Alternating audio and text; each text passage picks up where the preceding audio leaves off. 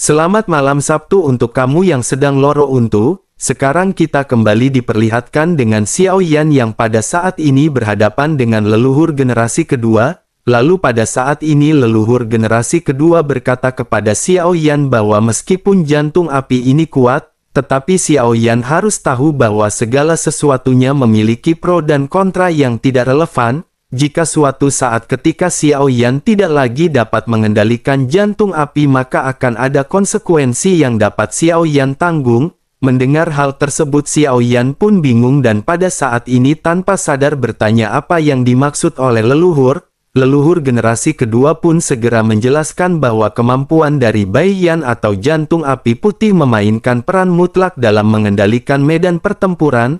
Tetapi Xiao Yan mungkin belum menyadari bahwa setiap kali Xiao Yan menggunakan Bai Yan, jiwa Xiao Yan sebenarnya terjatuh pada titik terlemahnya. Xiao Yan yang masih sedikit bingung pada saat ini segera memeriksa apakah Xiao Yan pernah merasakannya. Sementara itu di sisi lain pada saat ini leluhur generasi kedua kembali bertanya, pernahkah Xiao Yan merasakan jantung api menggila? Mendengar hal tersebut, Xiao Yan pun pada saat ini segera kembali mengenang momen di mana dirinya menyerahkan tubuhnya kepada jantung api putih. Setelah beberapa saat, Xiao Yan pada akhirnya menggelengkan kepalanya dan berkata bahwa Xiao Yan belum pernah melihat jantung api putih menggila. Mendengar hal tersebut, leluhur generasi kedua pun mengangguk dan berkata bahwa sepertinya Xiao Yan selalu membiarkannya mengendalikan Xiao Yan ketika Xiao Yan sadar. Tetapi begitu Xiao Yan kehilangan kesadaran, maka jantung api akan berubah menjadi sesuatu yang lain.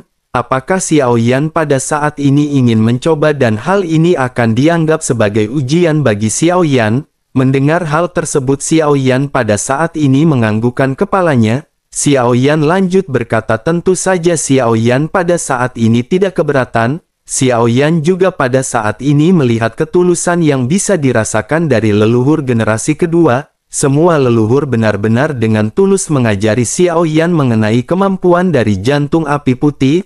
Oleh karena itu tidak peduli apapun metode yang mereka ajarkan kepada Xiao Yan, mereka tentu saja tidak akan menyakiti Xiao Yan. Justru hal inilah yang pada akhirnya akan membuat Xiao Yan semakin bisa mengenali jantung api putih. Di sisi lain, melihat Xiao Yan yang mengangguk pada saat ini, leluhur generasi kedua pun lanjut menjelaskan sosoknya berkata bahwa Xiao Yan harus membenamkan dirinya dalam pikiran Xiao Yan dan berikan kendali penuh kepada Bai Yan. Pada saat itu Xiao Yan akan memasuki dunia yang dimiliki oleh jantung api putih. Jika Xiao Yan tidak bisa bangun sendiri setelah beberapa saat, maka dirinya akan membantu Xiao Yan keluar. Tetapi meskipun begitu, Xiao Yan pada saat ini harus berusaha sebaik mungkin untuk bisa keluar sendiri. Hal itu dikarenakan jika Xiao Yan terjatuh ke dalam situasi seperti ini di masa depan, tidak akan ada yang bisa membantu Xiao Yan. Jika saat itu tiba, maka Xiao Yan benar-benar akan kehilangan semua alasannya untuk hidup. Jantung api putih juga benar-benar akan mengendalikan tubuh Xiao Yan dan menjadi tuan dari Xiao Yan. Xiao Yan pun sedikit mengangguk dan pada saat ini segera memejamkan matanya. Pikiran Xiao Yan benar-benar kosong hingga pada akhirnya kesadaran Xiao Yan benar-benar hilang. Xiao Yan seolah-olah tertidur lelap setelah mabuk berat dan ketika Xiao Yan kembali membuka matanya, Xiao Yan pada saat ini datang ke dunia dari Bai Yan yang disebutkan oleh leluhur generasi kedua. Dunia api putih ini benar-benar terlihat luas sejauh mata Xiao Yan memandang, tetapi tempat ini tidak sepi dan banyak sosok tinggi dan gelap yang tidak terhitung jumlahnya. Mereka berdiri dan pada saat ini terlihat pergi ke kejauhan dengan pergerakan lambat. Sosok-sosok hitam ini memiliki tinggi yang bervariasi. Xiao Yan juga seketika menyadari bahwa mereka tampak seperti makhluk hidup karena mereka bergerak. Sementara itu di sisi lain, sosok tinggi yang paling dekat dengan Xiao Yan perlahan berbalik. Sosoknya menatap ke arah Xiao Yan dengan sepasang mata putih yang menyala dan langkah kakinya sedikit berhenti. Xiao Yan pun menatap ke arah sosok tersebut yang seolah-olah pada saat ini sedang menunggu. Xiao Yan pun merasakan adanya sesuatu yang salah dan Xiao Yan segera menundukkan kepalanya. Xiao Yan seketika terkejut setelah menyadari bahwa Xiao Yan juga merupakan salah satu dari sosok hitam tinggi ini. Sementara itu di kejauhan pada saat ini bayangan hitam di depan memandang ke arah Xiao Yan dan mengeluarkan raungan pelan. Meskipun kata-katanya tidak bisa dimengerti tetapi Xiao Yan menyadari bahwa sepertinya bayangan hitam ini ingin Xiao Yan mengikutinya. Xiao Yan pun sangat bingung tetapi pada saat ini Xiao Yan hanya bisa menuruti sosok bayangan tersebut. Dunia bayan ini benar-benar sangat misterius bagi Xiao Yan.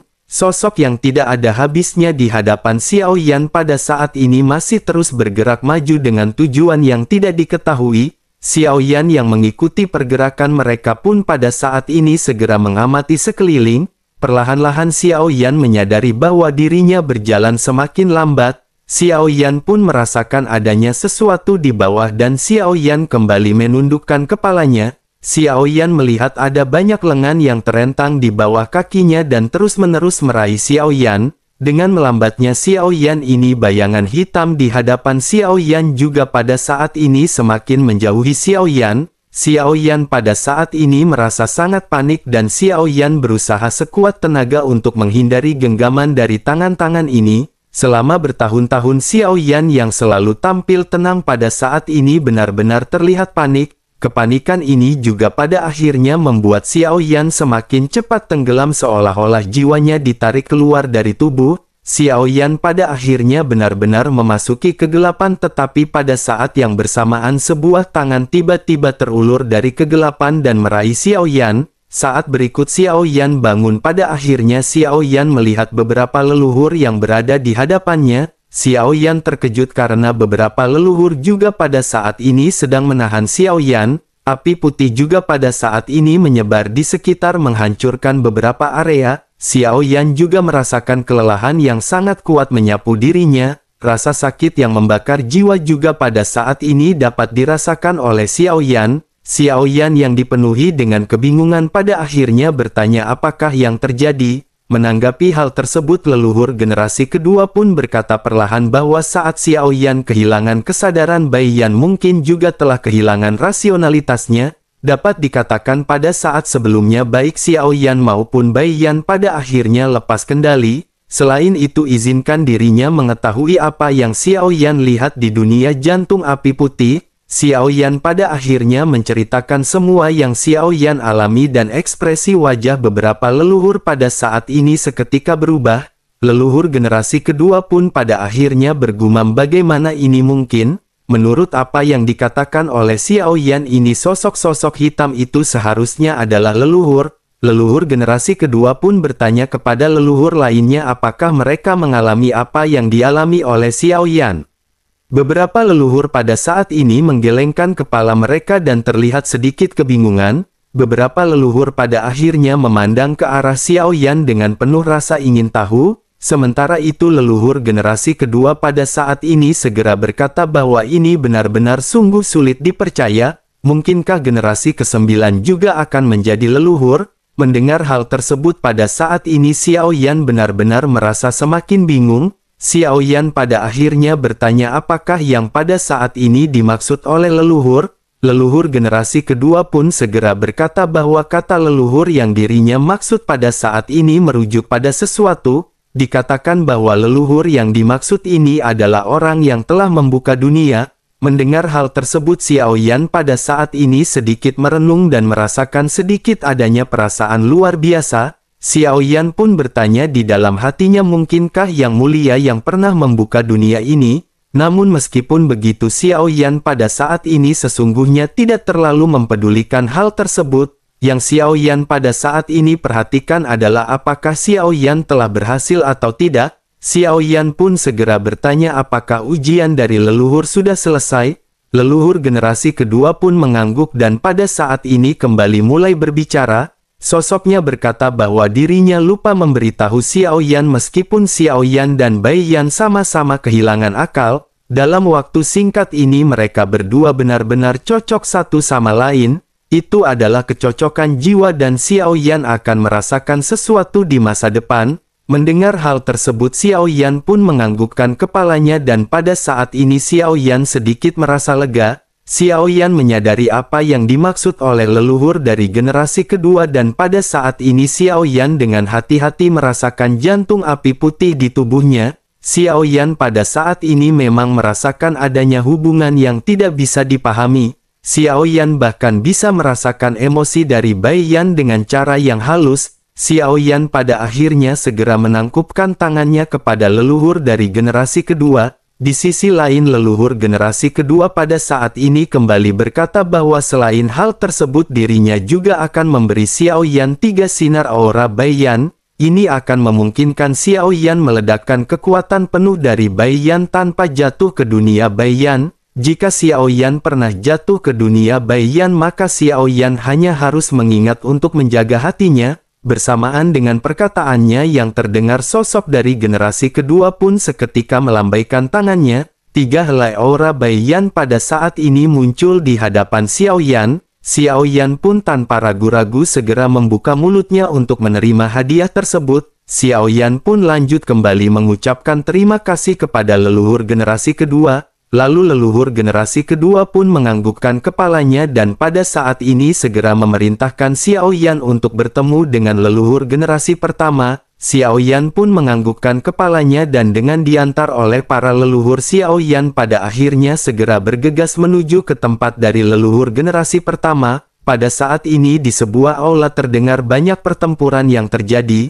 Serangkaian raungan datang dari aula utama leluhur generasi pertama. Terlihat pada saat ini beberapa bayangan menyerang ke arah leluhur generasi pertama. Bayangan-bayangan ini terlihat persis sama dengan bayangan dari leluhur generasi pertama. Pertempuran di antara mereka pada saat ini segera terjadi dengan beberapa bayangan yang pada akhirnya berhasil dihancurkan. Hanya tersisa leluhur generasi pertama yang pada saat ini melayang di atas langit. Xiao Yan yang pada saat ini baru saja datang dan menyaksikan hal tersebut pun terlihat sedikit kagum. Xiao Yan pun segera menangkupkan tangannya dan memberi penghormatan kepada leluhur generasi pertama. Leluhur generasi pertama pun pada saat ini segera perlahan turun dan mendekati Xiao Yan. Sosoknya juga melihat beberapa leluhur lainnya dan ketika matanya kembali tertuju kepada Xiao Yan matanya terlihat jauh lebih dingin. Leluhur generasi pertama pun segera berkata kepada Xiao Yan bahwa ujian yang akan dirinya berikan kepada Xiao Yan sangat sederhana. Jika Xiao Yan bisa mengalahkan leluhur generasi pertama maka Xiao Yan akan dianggap lulus. Jika Xiao Yan tidak dapat mengalahkan leluhur generasi pertama maka Xiao Yan akan selalu berada di alam dewa api ini. Setelah selesai berbicara tanpa banyak basa-basi lagi leluhur generasi pertama pun melancarkan serangan kepada Xiao Yan. Kecepatan reaksi Xiao Yan juga pada saat ini sangat cepat dan Xiao Yan dengan cepat menghindari serangan dari leluhur generasi pertama. Xiao Yan pada saat ini tidak perlu lagi bertanya apapun karena peraturan serta ujian dari leluhur generasi pertama ini sudah sangat jelas. Keduanya pada akhirnya sama-sama terjalin dalam pertempuran dan keduanya menggunakan lebih banyak keterampilan tempur dan kecepatan reaksi. Keduanya sangat cepat dan mereka pada saat ini benar-benar terlihat seperti kilatan yang saling berhantaman. Dalam sekejap mata keduanya bertarung selama ratusan ronde dan kedua belah pihak pada akhirnya sama-sama terbang mundur. Leluhur generasi pertama pada saat ini tidak terlihat terkejut dengan apa yang ditampilkan oleh Xiao Yan. Sosoknya lanjut berkata dengan dingin bahwa dirinya hanya menggunakan kekuatannya sebanyak 20%. Namun dengan hal itu saja Xiao Yan pada saat ini masih jauh dari bisa mengalahkannya. Mendengar hal tersebut Xiao Yan pun tersenyum tetapi Xiao Yan pada saat ini tidak berbicara apapun. Xiao Yan mengambil inisiatif untuk kembali melakukan serangan. Tinju Xiao Yan lebih cepat daripada sebelumnya dan keduanya pada saat ini kembali terjerat dalam pergulatan. Kedua belah pihak pada saat ini benar-benar terlihat seimbang dengan jual beli serangan. Melihat hal ini para leluhur juga seketika menyadari ada sesuatu yang salah. Leluhur generasi ketiga pada saat ini segera tanpa sadar bertanya sepertinya gaya bertarung bocah ini sama persis dengan leluhur generasi pertama. Leluhur generasi kedua pun menganggukkan kepalanya tetapi saat berikutnya sosoknya seketika tersadar dan mulai lanjut berbicara. Sosoknya berkata bahwa jika diperhatikan lebih dekat terlihat bahwa bocah ini sedang belajar sambil bertarung. Dirinya menghafal trik-trik dari leluhur generasi pertama dan dengan mulus menerapkannya pada pertempuran sebenarnya. Menanggapi hal tersebut pada akhirnya semua leluhur pada saat ini sama-sama mengangguk. Leluhur generasi kelima pada saat ini lanjut menggelengkan kepalanya. Dirinya merasa ada yang salah dari leluhur generasi pertama dan berkata bahwa leluhur generasi pertama dikatakan memiliki kekuatan bertarung yang luar biasa. Meskipun dirinya pada saat ini hanya secercah jiwa, namun kondisi ini benar-benar tidak mengurangi sedikit pun kekuatan yang dirinya miliki. Oleh karena itu dirinya khawatir pada saat ini akan sangat sulit bagi bocah tersebut untuk mengalahkan leluhur generasi pertama. Leluhur generasi kedua pun menganggukkan kepalanya dan berkata bahwa mungkin pada saat ini leluhur generasi pertama hanya ingin membiarkan bocah ini menampilkan kekuatan penuhnya. Tetapi meskipun begitu tidak menutup kemungkinan pada saat ini dirinya hanya ingin menghilangkan rasa bosannya. Semua leluhur pun kembali mengangguk dan pada saat ini kembali fokus pada pertempuran di antara Xiao Yan melawan leluhur generasi pertama. Di tengah-tengah benturan ini Xiao Yan pada saat ini segera berkata kepada leluhur generasi pertama. Xiao Yan menjelaskan bahwa leluhur pada saat ini tidak perlu menahan diri. Terlebih lagi Xiao Yan juga hanya menggunakan 20% kekuatannya. Mendengar hal tersebut leluhur generasi pertama pun sedikit tersenyum. Leluhur generasi pertama lanjut berkata kepada Xiao Yan, sebaiknya Xiao Yan pada saat ini jangan terlalu banyak berbicara omong kosong. Pertempuran di antara keduanya pada akhirnya kembali meningkat dengan intensitas yang tidak terbayangkan.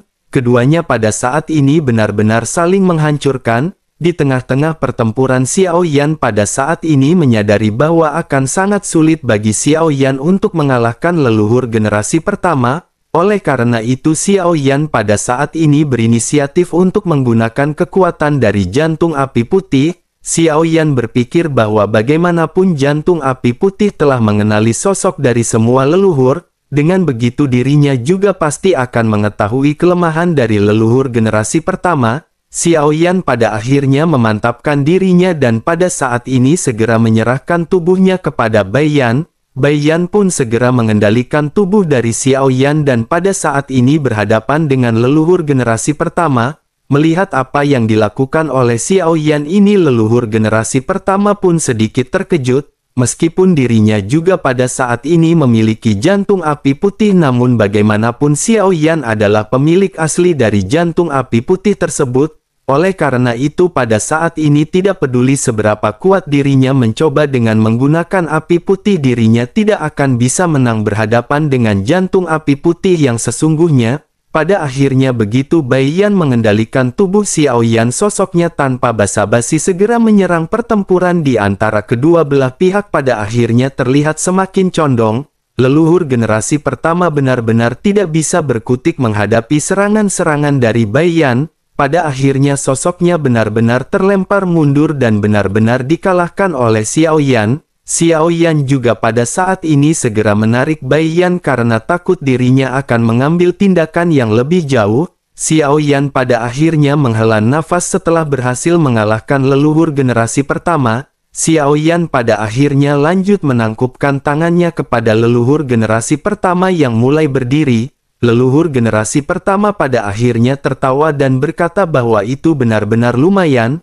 Perasaan dipukuli seperti ini benar-benar terasa nikmat karena dirinya sudah lama tidak merasakannya. Xiao Yan pun sedikit terkejut menatap ke arah mata leluhur generasi pertama yang dipenuhi dengan cahaya. Tampak terlihat dari wajah leluhur generasi pertama tampaknya dirinya pada saat ini benar-benar dipenuhi dengan kegembiraan. Leluhur generasi pertama juga pada saat ini lanjut berbicara kepada Xiao Yan. Sosoknya berkata bahwa Xiao Yan pada saat ini telah berhasil menang, tetapi sesungguhnya dirinya benar-benar berencana untuk melawan Xiao Yan hingga ke 30.000 ronde. Xiao Yan pada saat ini sedikit terlihat lesu karena Xiao Yan sesungguhnya tidak memiliki banyak waktu. Xiao Yan pada akhirnya segera berkata bahwa Xiao Yan pada saat ini meminta maaf kepada leluhur. Xiao Yan khawatir dirinya tidak memiliki banyak waktu untuk bertarung dengan leluhur, tetapi leluhur jangan khawatir karena ketika Xiao Yan datang kembali mereka akan bisa melakukan pertempuran.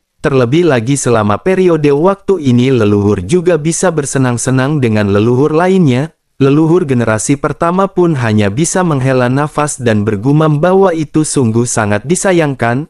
Namun meskipun begitu Xiao Yan pada saat ini telah dianggap sukses melewati ujiannya, sesungguhnya ada banyak yang ingin dirinya warisi kepada Xiao Yan tetapi dirinya tidak ingat banyak sekarang. Dirinya hanya bisa memberi Xiao Yan beberapa yang pada saat ini terukir di esensi jiwanya yang tertinggal. Mendengar apa yang dikatakan oleh leluhur generasi pertama, beberapa leluhur tiba-tiba menjadi bersemangat. Leluhur generasi ketiga pada saat ini tanpa sadar berkata bahwa dirinya mendengar generasi pertama ini memiliki keterampilan rahasia. Mungkinkah pada saat ini dirinya ingin mengajarkan keterampilan rahasia tersebut kepada bocah ini? Leluhur generasi kedua pun menganggukkan kepalanya dan berkata bahwa sepertinya keterampilan tersebut disebut dengan formasi Raja Roh tidak tergoyahkan. Leluhur generasi keempat juga pada saat ini membenarkan dan berkata memang itu namanya. Dirinya juga pernah mendengar bahwa leluhur generasi pertama pernah menggunakan formasi ini untuk menghabisi ruang berukuran sedang. Sementara itu di sisi lain leluhur generasi pertama pada saat ini melambaikan lengan baju dan jubahnya. Sosoknya juga perlahan berkata agar Xiao Yan melihat hal ini. Metode ini memiliki nama formasi Raja Roh tidak tergoyahkan. Xiao Yan bisa melepaskan kekuatan Bai Yan sepenuhnya dan membuat kekuatan ini tidak terbatas. Xiao Yan pun menyipitkan matanya menatap ke arah leluhur generasi pertama yang pada saat ini tergantung di atas langit. Bersamaan dengan hal tersebut leluhur generasi kedua pun membuka matanya dan dunia langsung dipenuhi dengan cahaya berwarna putih. Semua area pada saat ini terbungkus dalam api putih dan semua makhluk hidup benar-benar tertahan. Jiwa dan raga mereka pada saat ini benar-benar telah dikosongkan seluruhnya. Dunia waktu dan ruang pada saat ini seolah-olah berada di bawah kilatan api putih. Cahaya yang menyilaukan pada saat ini benar-benar melonjak hingga ke tahap yang sangat ekstrim. Sesaat kemudian pada saat ini seketika area sekitar berubah menjadi kegelapan. Kegelapan ini seketika benar-benar membuat tenggelam jiwa dan raga. Banyak ledakan pada akhirnya segera terjadi dan Xiao Yan bisa melihat ada kabut berdarah yang tidak terhitung jumlahnya yang melonjak. Langit pada saat ini benar-benar dipenuhi dengan jiwa-jiwa yang tidak berdosa yang terlihat meratap. Hanya dalam waktu singkat tampaknya ruang yang telah ditutupi oleh api putih benar-benar telah dimusnahkan. Bersamaan dengan hal tersebut pada akhirnya adegan di hadapan Xiao Yan pun seketika berubah bersamaan dengan leluhur generasi pertama yang mulai berbicara. Sosoknya berkata bahwa metode ini sangat kuat dan bisa meledakkan dunia. Ini menunjukkan kekuatan sebenarnya dari Bai Yan tetapi kerugiannya juga sangat besar. Setelah digunakan maka Bai Yan akan membutuhkan waktu untuk pulih oleh karena itu selama jangka waktu ini Bai Yan tidak akan bisa digunakan oleh Xiao Yan di dalam pertempuran. Setelah selesai berbicara sosoknya pada saat ini segera mengangkat tangannya dan mengarahkan ujung jarinya dan cahaya biru langsung melesat ke antara alis Xiao Yan. Semua informasi tentang Raja Roh tidak tergoyahkan ini pun seketika dituangkan langsung ke dalam pikiran Xiao Yan.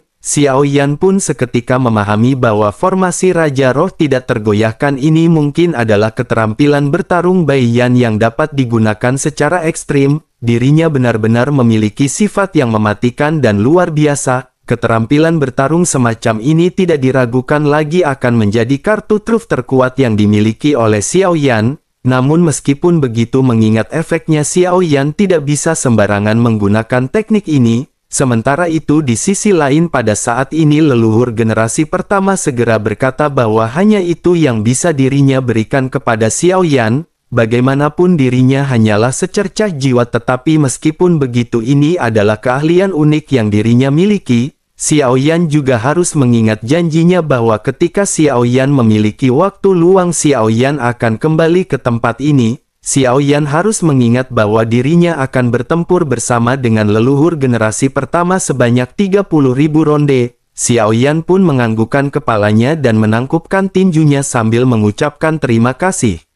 Bersamaan dengan hal tersebut pada saat ini Xiao Yan bisa merasakan adanya panggilan dari luar. Xiao Yan telah berada di alam Dewa Api selama beberapa waktu dan waktu di alam Dewa Api ini jauh lebih cepat. Xiao Yan pada akhirnya menghela nafas dan berpikir ada sesuatu yang salah dengan seseorang yang pada saat ini memanggil Xiao Yan. Xiao Yan pada akhirnya segera berpamitan dengan para leluhur dan tanpa basa-basi segera kembali ke tubuh aslinya. Begitu Xiao Yan membuka matanya, Xiao Yan pada saat ini bisa mendengar panggilan lembut dari Ding Yue. Xiao Yan pada akhirnya segera keluar dan Xiao Yan segera menyadari bahwa kecepatan dari Bahtera telah melambat. Apa yang pada saat ini muncul di hadapan Xiao Yan adalah tempat dengan pemandangan yang luar biasa. Selain itu ada juga banyak suara angin yang disebabkan oleh banyaknya orang yang berseliweran.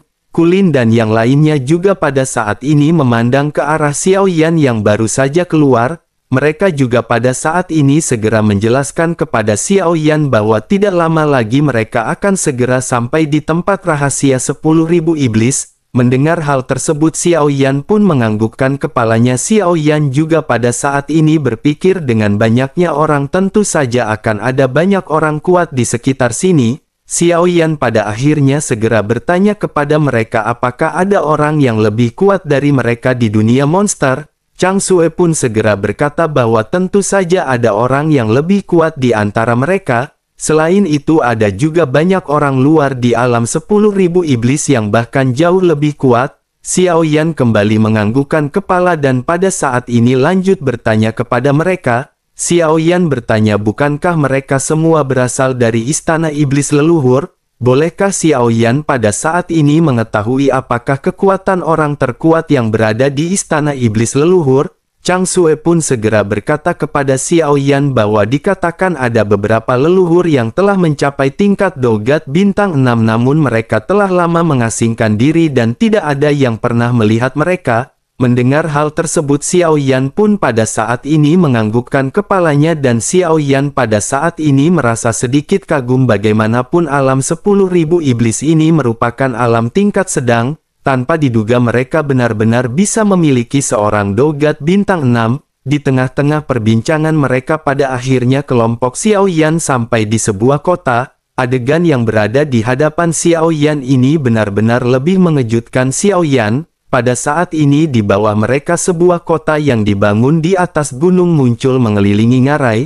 Ada banyak lampu pada saat ini terlihat dari atas langit. Kota ini tampak hidup dan Chang Sue juga pada saat ini sedikit terkejut. Chang Sue pun berkata bahwa mereka pada akhirnya tiba. Ini adalah kota Chuan Yun dan dirinya benar-benar tidak menyangka bahwa kota ini telah kembali berkembang. Setelah memasuki area ini terlihat jelas bahwa Origin Qi pada saat ini berangsur-angsur menjadi semakin kaya. Ada kegelapan di ujung ngarai dan kegelapan ini seolah-olah mampu menelan cahaya dan terlihat sangat panjang dan misterius. Chang Sue juga pada saat ini kembali berkata bahwa masih ada waktu sebelum pembukaan. Oleh karena itu mereka bisa beristirahat terlebih dahulu di kota Chuan Yun. Terlebih lagi pada saat ini Chang Sue juga merasakan sedikit adanya keanehan. Menanggapi hal tersebut Su Zizai juga mengangguk dan berkata bahwa apa yang dikatakan oleh Chang Sue memang benar. Kota Chuan Yun tidak pernah semarak ini,